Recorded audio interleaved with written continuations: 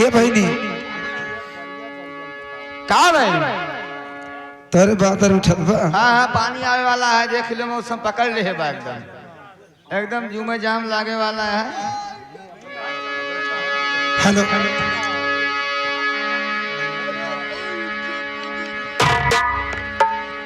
का कही बहनी का बा ये जान लो हाँ तोरे से एकदम फुहर जोन रहा थी हाँ तो अपने मन के कर थी भाई करबे करी है मैं कैसे करत है बताए जो। हे कई नारी फुहरी हे कई नारी फुहरी अर्दे ने तीनों कुलवा टारी अब कई नारी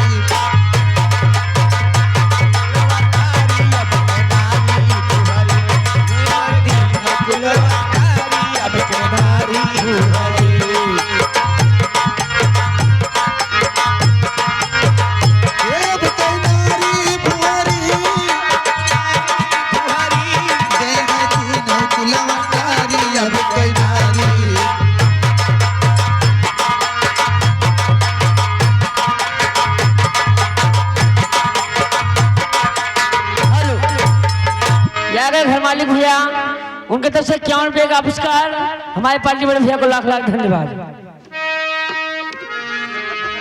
देंगे तीनों कुलवा टारी लेकिन सुना हाँ हाँ कैसे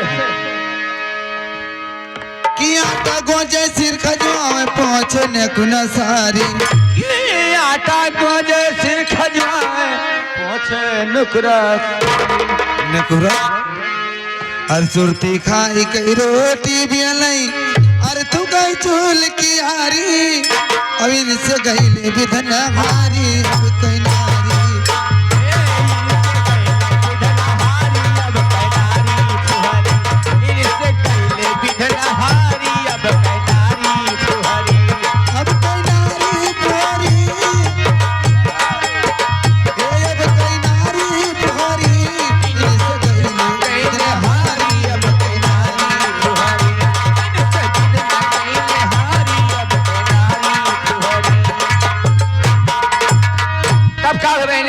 माई बाप के कहा न करती चलती बदनी उघारी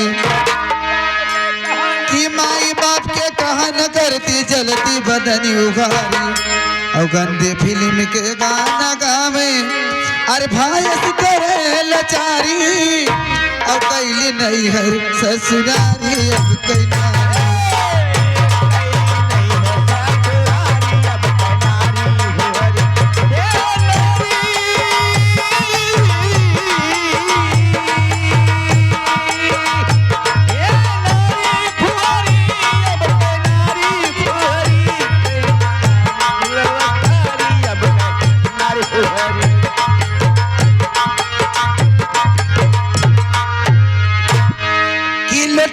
के बाहर जाए 4-5 मिलनारी अरे आपस में सब बात करते हैं देसरा मिलहाज वैटारी अब बोलिया बोले मुहवा फारी अब कई नारी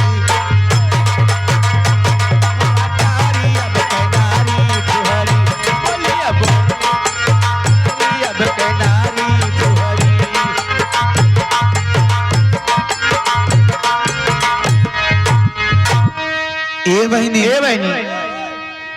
ये तो हो ही गेल लेकिन साहब के फरमाइश भीम बाबा के एक बोल दिया का भीम बाबा गीत और ओकरी बाद एक कहारो बोल के बहनी काहे औरो कहूं चले बा भीम बाबा को बोल दी कि गाना गा दी वो गाना भीम का गाना गा दिया। हाँ तो ये कहन कैसे बहनी कैसे गावते हो बहनी लेकिन कहीं ना कहा कैसे कहते हो हे अपनी कलम से वाह अरे अपनी कलम से हरि दई गई आजादी भीम अपनी कलम से दई गई आजादी भीम अपनी कलम से दई गई आजादी भीम अपनी कलम से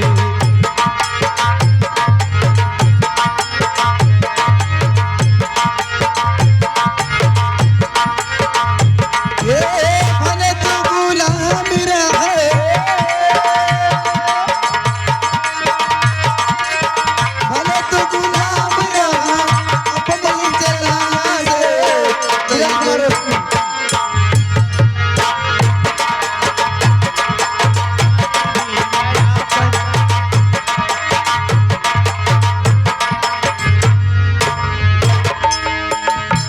आओ चली बहनी। हाँ चलू वाह, मेहमान आ गए है।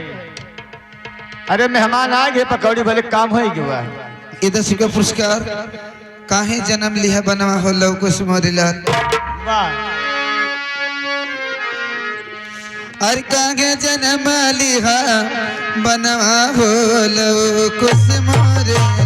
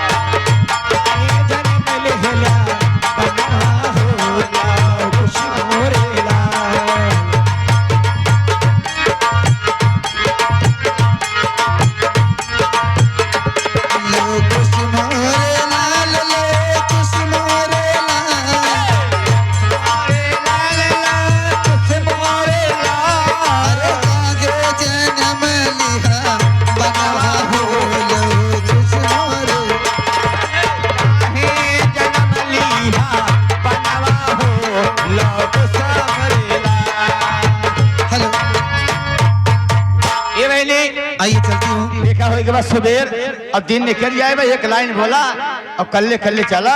कल्ले कल्ले कि हम तो जानी दौड़िया रहो। नहीं दौड़ के ना चला भाई, ना ठेह लाग जाए सब। जहाँ लोग को सड़कें बनाते हैं अरिया बगलिया, ये पगड़ी कहाँ से आएगा? है क्या मन वीरेंद्र की दीदी हो क्या मौसी? मौसी हो। चलती तड़ी तड़ा करे। ई जवनिया गोइया माटी मां मिली। अरे जवनिया गोइया माटी मां मिली। हमके बर मिला बा बुढ़वा से पुरानिया जवनिया गोइया माटी मां।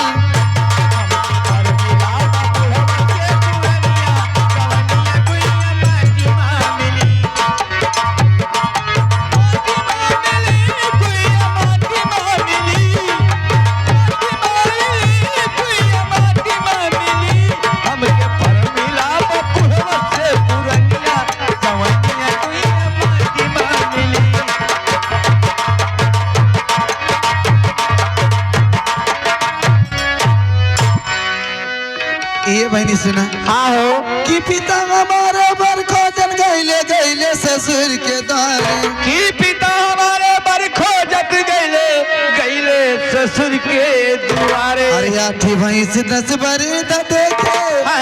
अरे 10 भैंस पिछवारे।